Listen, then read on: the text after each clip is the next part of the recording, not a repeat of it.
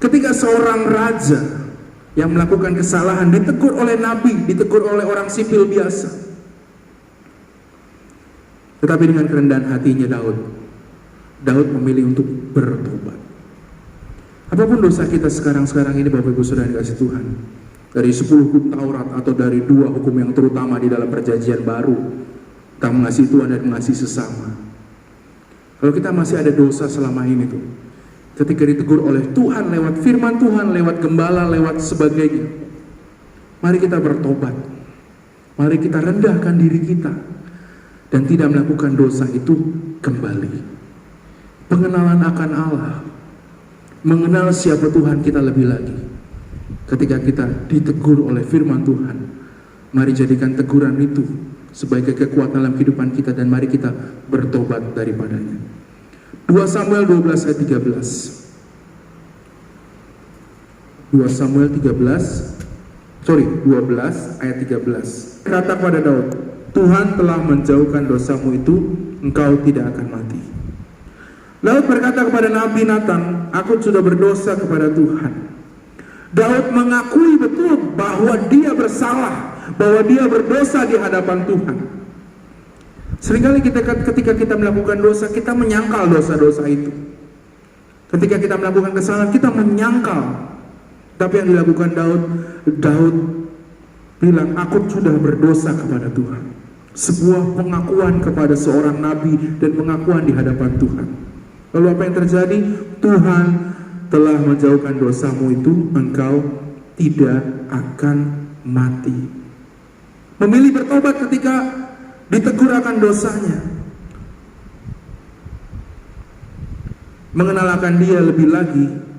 Yang berikutnya, kita memilih untuk bertobat ketika kita ditegur. Ketika kita ada berbuat dosa, kita bertobat di hadapan Tuhan.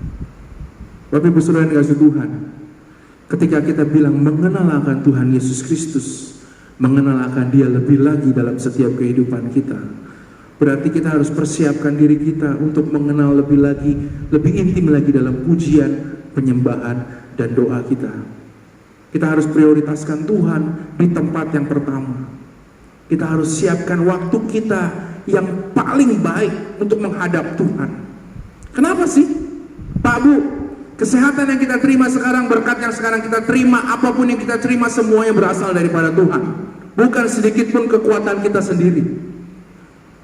Bukan sedikit pun kita bilang kita gagah-gagahan, ini karena saya, ini karena prestasi saya, ini karena kebiasaan saya, atau sebagainya. Tapi semuanya itu adalah oleh kasih karunia Tuhan. Semua yang kita terima sekarang, semua kasih karunia Tuhan. Bahkan keselamatan yang kita terima itu semuanya kasih karunia Tuhan. Lebih dari 2000 tahun yang lalu Yesus Kristus turun ke dunia menebus ganti dosa saya dan saudara, Bapak Ibu Saudara. Itu semua kasih karunia Tuhan. Mari pagi hari ini lebih lagi untuk mengenal dia.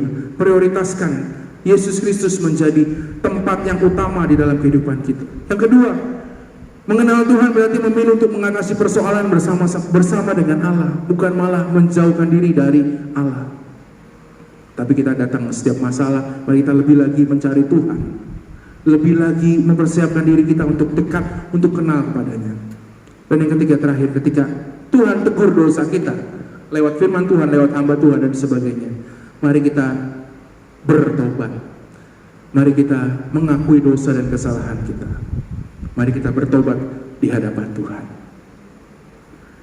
Bapak Ibu Saudara dikasihi Tuhan, sebagai penutup, mungkin seringkali dalam kehidupan kita bilang bahwa kita orang Kristen, kita pengikut Kristus. Tapi mungkin seringkali juga tidak ada Kristus dalam kehidupan kita. Tidak ada cermin Kristus dalam kehidupan kita. Sehingga orang di luar sana tidak kenal dengan Kristus lewat kehidupan kita. Mari pagi hari ini Bapak Ibu Saudara yang kasih Tuhan, mari kenal Yesus Kristus lebih lagi. Bukan cuma sekedar Yesus Kristus yang kita sebut namanya, bukan cuma sekedar yang kita baca di Alkitab atau kata orang. Tapi mari kita mengenal dia lebih intim lagi secara pribadi. Sehingga sampai satu ketika Tuhan panggil kita pulang, kita mendapat tempat yang terbaik di surga. Ketika tiba saatnya kita pulang, kita jadi tempat yang terbaik bagi kita di tempat sana. mengenal Tuhan lebih lagi.